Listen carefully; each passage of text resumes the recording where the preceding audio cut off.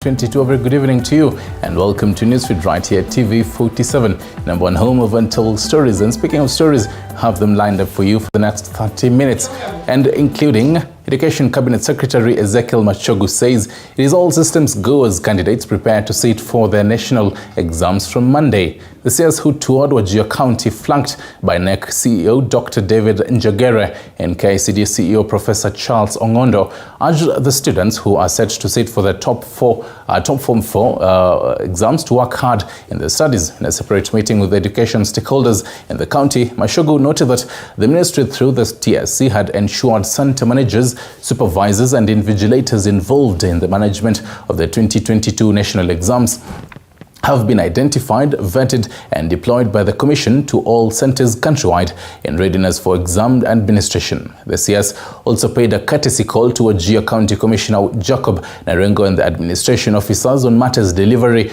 of the upcoming national examinations. An undertaking that immediately we get infrastructure funds, funds from the exchequer for the laboratory. We want you to start preparing the architectural drawings and also the PQ, which you will be able to submit to my office so that immediately we get the funds, Mheshimiwa, the laboratory, because we will partner with Mheshimiwa. Yes. Mheshimiwa, when he also gets his CDF funds, yes, they will be able to do something. But as a ministry, I promise you, we are going to build a laboratory. And on to matter security, 9 police officers from the disbanded Special Services Unit who have been in custody for the last 32 days are now calling on Inspector General of Police to ensure a court order requiring them to undergo DNA examination is obeyed. Through their lawyers, they claim no investigation has commenced in relation to abduction of 2 Indians and their taxi driver. They further claim that there is an attempt to have them taken to government chemist for DNA test, contrary to order issued by Chief Magistrate Court. We wrote to the Internal Affairs Unit requesting to know the progress they have made now that we are drawing close to the end of the 30 days that they had sought. Interestingly, to date, the Internal Affairs Unit who are investigating this matter are yet to escort our clients to the National Forensics Lab at the DCI headquarters. What is worrying, therefore, is that we have rumors that they are of a different opinion, which is actually digressing out of the particulars and with specificity as per the Honorable Court's orders. Therefore, we have reminded the Internal Affairs that come the 1st of December 2022, when we shall be appearing before the court that issued the said orders, we shall be vehemently opposed to any application for extension. These are for the simple reason that for you to curtail or limit a person's human right, that's the right to liberty, that limitation has to be justifiable. Therefore, they have had over 1 month to date. They are yet to escort our clients to the laboratory as ordered by court. We want to indeed again remind the Internal Affairs Unit that the public is extremely eager to get the result and outcome of what has happened from the forensic examination. Therefore, they should not hold the entire nation at ransom for the simple reason that these were officers who were highly trained in the Special Service Unit and who didn't have any jurisdiction in terms of how they work. So these are officers who are supposed to serve the entire nation. Therefore, we expect the Internal Affairs Unit and with the advice of the ODPP to quickly and promptly proceed to comply with the court orders.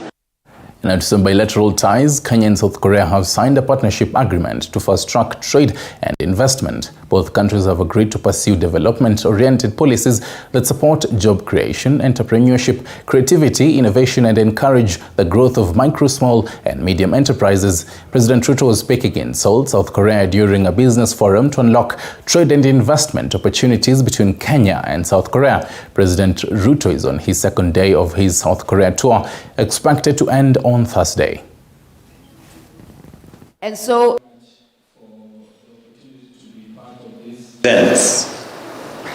to investors and business people in this part of the world is not just about the investment opportunity in Kenya. It is bigger than that. It is the investment opportunity that you can launch from Kenya into the continent of Africa. You have heard correctly that Africa presents the opportunity of the future. It is the next frontier for development, for business, and for investment. I think it is an opportunity that any investor and any business person would want to explore. We have the youngest population and we have the highest return on investment for any investor from anywhere in the world.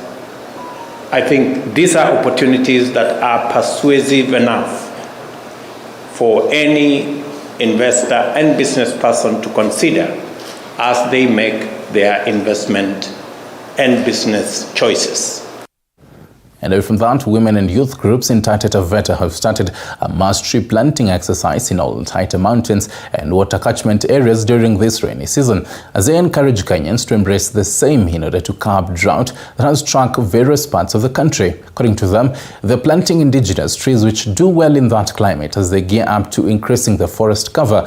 Taita Taveta County has faced illegal logging and charcoal burning, which has affected the conservation efforts. At the end of this exercise, they anticipate planting over 500,000 trees. Misitu ya Taita imeletwa na mambo ya moto.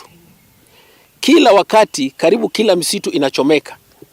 Nadhani nashukuru this time yale ndio haijachomeka, lakini hizo misitu mingine kama Mwambirwa ilichomeka, kuna Chawia ilichomeka, na Kinyeshamvua pia ilichomeka.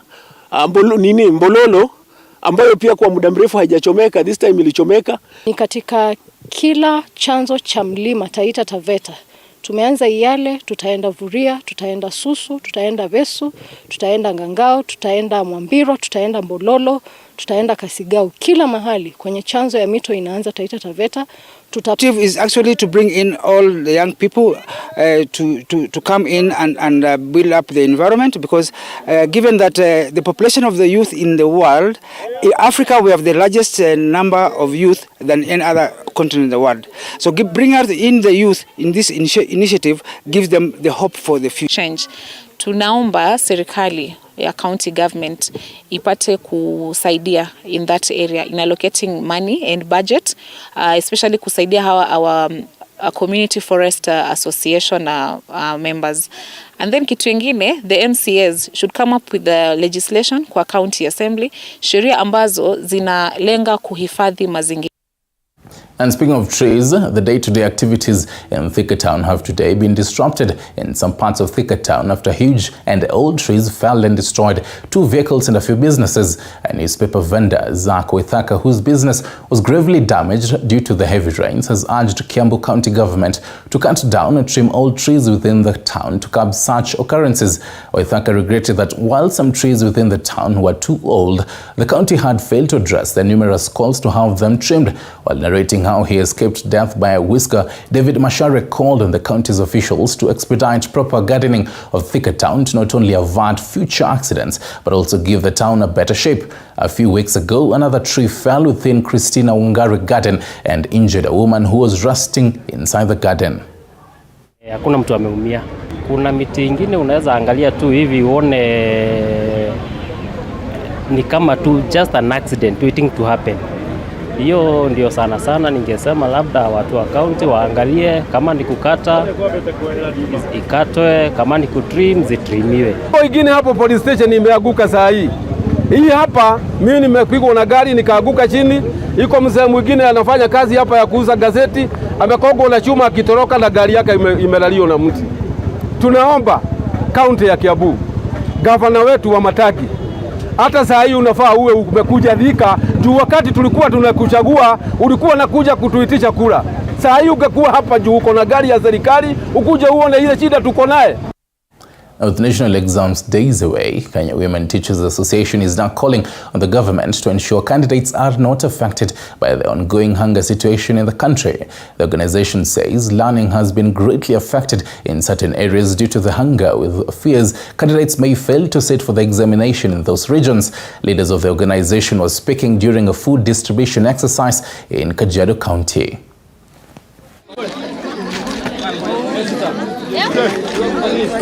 Asante Mungu wetu, naombea apate kibali mtumishi wako katika nchi zote baba yetu. Naomba Mungu ubariki kwa utukufu yako na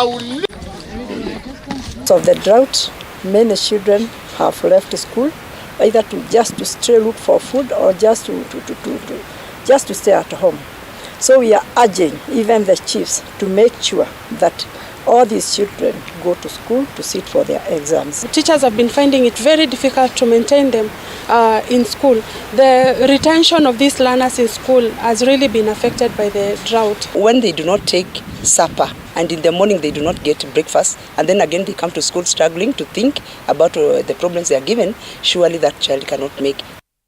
And it matters health. Meru County government, through the health department, has guaranteed its health workers that the 3-month salary arrears that have been demanding since last year will be paid, and they will also be promoted in order to improve the county's health department.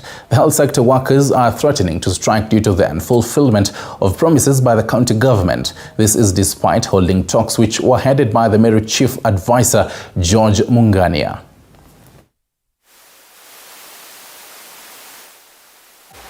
Tumekuwa tukipatana kwa sababu ya ile mshahara ya 2021 January, February na March yenye serikali yenye iliyopita ya Kiraitu Murungi haikuweza kuwalipa na kuwanyima ile mshahara. Governor wetu Honorable Kawela Mwangaza alipromise during the campaigns that hiyo mshahara itaweza kulipwa, na sasa tumeanza mikakati kabambe ya kwamba in the next 1 week hiyo mishahara tutaweza kuketi na tujue venye hii pesa ya wafanyikazi itaweza kuingia kwenye account zao.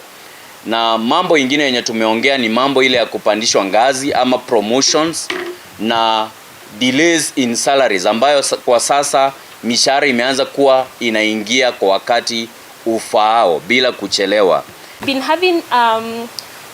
Most of the doctors have been highly discouraged because they go to school, come back, and their certificates have not been able to be recognized. There have been no addition in salaries from since when they were hired until now. But we've started our negotiations, and we've seen that our leaders are determined to listen to us, so that we can be able to meet in a series, to have a series of meetings that we can be able to organize on how the different sectors and different cadres will be promoted. And still in the same bait, health stakeholders in Busia County say NHI funds are lost to private institutions, and so they're calling for vigilance in data collection and trained human resource across all public health institutions offering NHIF services in the county to harness the benefits of the NHIF scheme. The stakeholders also want residents to embrace NHIF services for efficiency in health service delivery that remains a challenge in the county. The county's governor, Paul Otuoma, has challenged the health sector staff to be proactive, even as he promised to have a joint forum with the stakeholders and the area members of parliament to streamline the ailing sector.